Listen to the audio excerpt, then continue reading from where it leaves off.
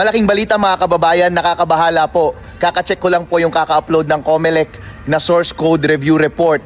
Hinanap ko po doon yung hash code ng naka-install na software doon sa automated counting machines na nakita ko nung final testing and sealing day. Hinanap ko po doon, pero doon sa audit report, ang na-audit lang nila ay hanggang sa 3.4 version. Yung naka-install po doon sa automated counting machines ay 3.5 version.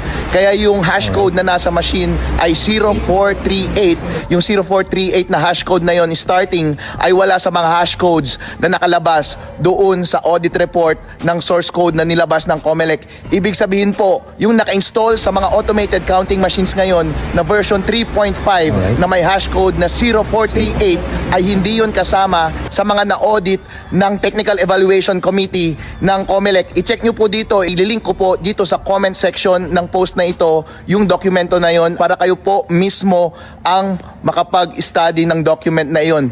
Napakalaking nervyos ko po ngayon dahil kung totoo itong finding ko na ito, ibig sabihin po, yung nakatanim na software doon sa makina ay hindi na-audit at posible na merong nakatanim na daya po doon.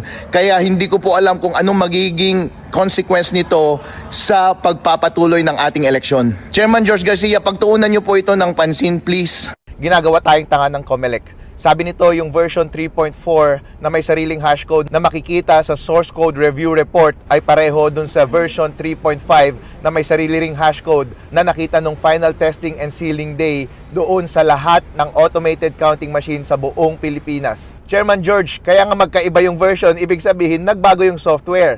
Kaya nga magkaiba yung hash, ibig sabihin nabago yung software. Yung hash ay yung unique identifier ng software. May baguhin ka lang konti doon sa software, kahit isang letra lang, totally magbabago yung hash. Kaya kapag iba yung hash na nasa makina at iba yung hash na nasa source code review, ibig sabihin, iba yung software na nasa makina.